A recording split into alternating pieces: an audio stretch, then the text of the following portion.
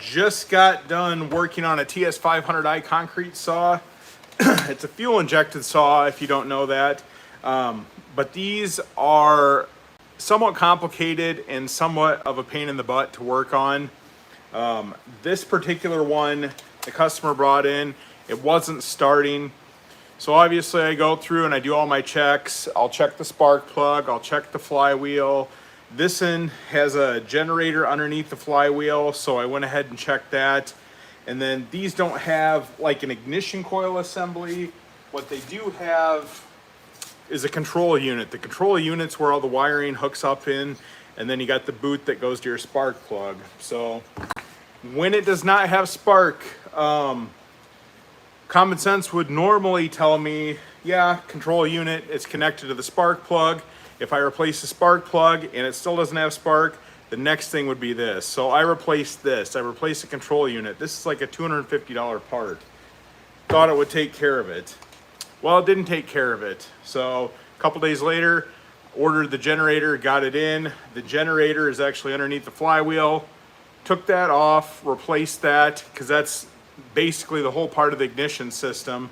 And once I got that off, put it back together, and you know, saw should be running. Should have good spark, new spark plug, new control unit, and new generator underneath. Well, that did not take care of the problem. So I was completely stumped on this saw, and I called Steel Tech Support.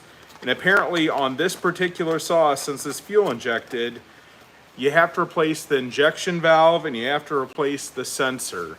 So both of those will keep the unit from functioning properly. So the reason you replace both of them is because if you've ever done one of these before, tearing this thing down is a complete monster to do. So you have to take the whole handle assembly off, you have to take the back end off, basically tear everything down to the crankcase and the top end. So there's a lot of stuff to take off. All of your fuel lines you should replace, that comes with the set. So when you get through all that stuff, splitting everything on the back end, then you can replace those two parts. They're tucked up in there right underneath the crankshaft. It is not accessible unless you take that back end of the saw off, so the handle assembly, all the good stuff. So I got those replaced. This is what they look like. So very small parts, complicated. There's nothing that you can do to replace the problems inside there. It's all one sealed unit, so you're forced to replace this whole thing and this. So you got about $250, $300 in parts there. Control units, like I said, on these control units, that's another 250 bucks. And then I think it's about 50 bucks for the generator. So if you start getting into this, understand that it might not be the control unit, it might not be the generator, it might end up being the sensor or the fuel injector. So make sure that you guys are checking these first on this saw, because this could probably be your problem. More than likely it is your problem, and that will save you some money down the road buying control units. Obviously, if you put this on the unit and try it, it's no longer new, even though it is brand new.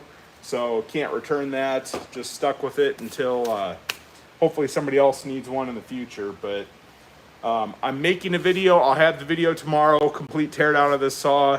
I'll show you step by step all the parts. It is fairly complicated. There's wiring harnesses, there's a lot of stuff that goes everywhere. Not normal cut-off saws like you see.